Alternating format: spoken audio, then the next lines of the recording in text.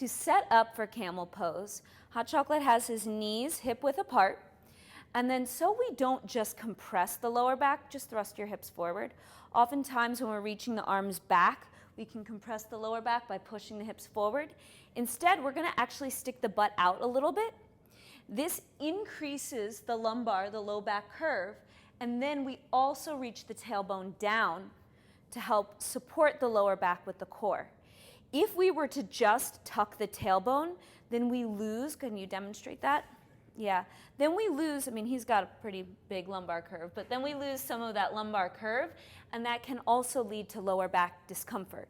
So we want to maintain that curve by sticking the butt out a little bit, and then mitigate that curve by reaching the tailbone down. Yes, both at the same time. From here, we'll bring the hands to heart center, and we're thinking of pressing the shoulder blades up to the collarbones. Awesome. So we're lengthening the back as we bend instead of sinking down. And then from here, the more accessible variation is the hands come to the lower back. So we can bring the hands to the low back, and then we think of lifting up and back, up and then back, up and then back. Excellent. The tendency will be to thrust the hips forward, stick the butt out a little bit. Yes. And you see that back bend moves up the spine, off of the more vulnerable lower back and into the tighter upper back. That really makes it a heart-opening pose. To take it further, come on up. We can bring the hands to prayer. Do that same lifting and opening in the chest, and then taking the palms into that cactus shape and drawing the shoulder blades together as the chest lifts. From here, tuck the toes underneath. This brings the heels a little higher up, making the feet easier to reach. As you go ahead, grab hold of your heels. So what he's doing now is he's grabbing hold of the inner side of the heels. This makes the posture more stretchy for the front of the shoulders, as opposed to hold on the opposite way. Most yogis, when they're not aware, tend to do camel like this. There's nothing wrong, we just don't get as much of a stretch across the shoulders. Lift the chest a little higher. And then lastly, come on up. We have the option of having the tops of the feet down. And then go ahead, coil the chest up and back, up and back, up and back.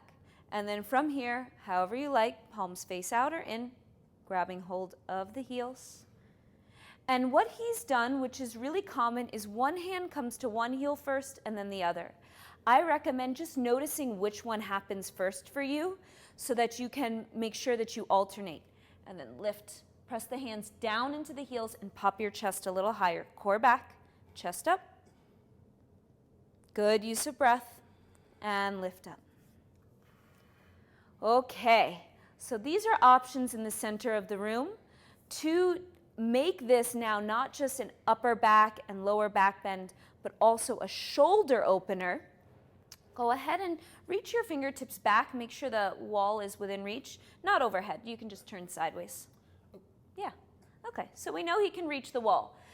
The more bendy you are, the closer you can be to the wall. The tighter you are, the further away. So he is at the end of his range of motion mostly, just having the fingertips touch the wall. So we're good. The shoulders are not the most bendy part of this strong-shouldered man's body. So we're gonna give him extra space. All right, same work, hands to prayer, coiling the chest up and back, and then we reach the arms up, and we continue up and back, and then there's the wall. Fantastic. Butt back, chest up. Hips back, chest up. That's it, good. And then we do our best to memorize that feeling. Maybe we can walk the hands further down the wall. Good. Are we at our limit? Right here. Right there. And from his center, oh, he had that nice lift. Good work. Woo. Nailed it. Woo. Now you give it a try. Go for it. She called him